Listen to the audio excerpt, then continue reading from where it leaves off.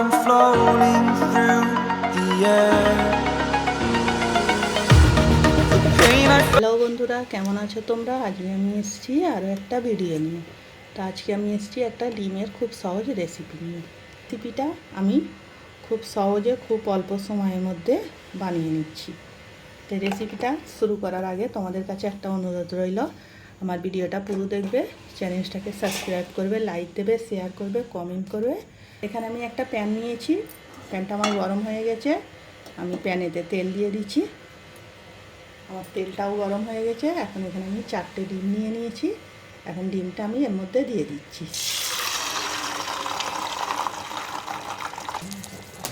আমি এর মধ্যে অল্প একটু নুন দিয়ে দিচ্ছি। এটাকে আমি একটু ভুজিয়া করে নিচ্ছি।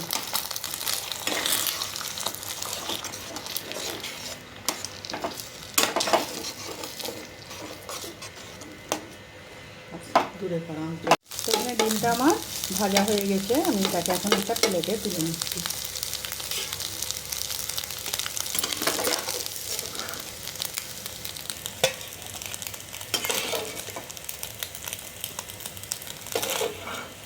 তা আমি ওই কড়াতেই আরও একটু তেল দিয়ে দিচ্ছি। আমার তেল গরম হয়ে গেছে। এখন আমি তেলেতে একটা তেজপাতা, 2টো এলাচ, 2টো লবঙ্গ আর 1 টুকরো দালচিনি দিয়ে দিচ্ছি। এটাকে হালকা একটু ভেজে নিচ্ছি।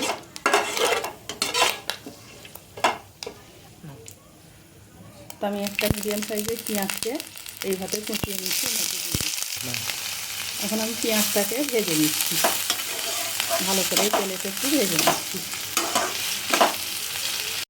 তো এখানে আমার পেঁয়াজটা গোল্ডেন কালার করে ভাজা হয়ে গেছে। দেখতেই পাচ্ছ পেঁয়াজের রঙটা অনেকটা চেঞ্জ হয়ে গেছে। এখন আমি এর মধ্যে 2টো ছোটো সাইজের টমেটোকে এইভাবে কুচিয়ে নিয়েছি, এর মধ্যে দিয়ে দিচ্ছি। এটাকে পেঁয়াজের সঙ্গে ভালো করে একটু মিশিয়ে নেব।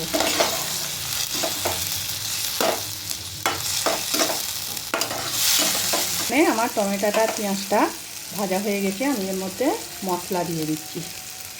এখানে নিয়েছি ধনে, জিরে, হলুদ, লঙ্কা, কালারের জন্য কাশ্মীরি লঙ্কা। আর তোমরা তো জানো আমি একটু ভাজা ধনে ভাজা ব্যবহার করতে ভালোবাসি। আর সব কিছুই আমার 4 চামচের হাফ চামচ করে আছে। আর নুনটাও স্বাদ মতো দিয়ে দিচ্ছি। এর মধ্যে আমি সব দিয়ে দিচ্ছি। এখন এটা ভালো করে মিশিয়ে নিচ্ছি আমি এর সঙ্গে। আর এর মধ্যেও আমি দিয়ে দিচ্ছি হাফ চামচ আদা রসুন বাটা, অল্প একটু পানি। মশলাটা টানালে জ্বলে যাবে। আমার চুলোর আঁচটা একদম লো আছে।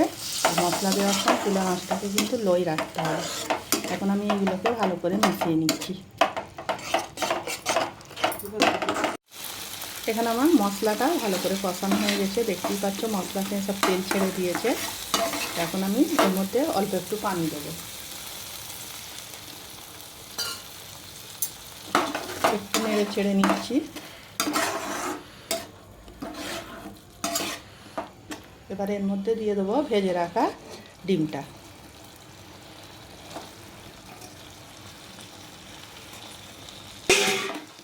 আর ডিমটা আমি এর সঙ্গে ভালো করে মিশিয়ে নিচ্ছি।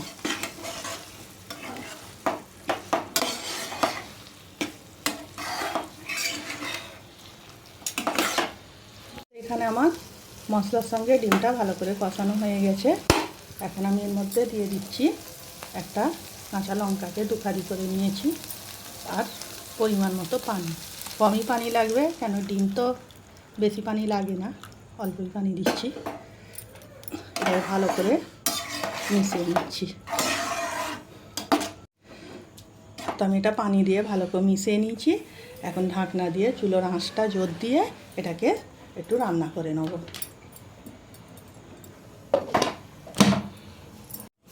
তো এখানে আমার ডিমটা রান্না করা হয়ে গেছে। এখন আমি ঢাকনাটা খুলে দেখছি।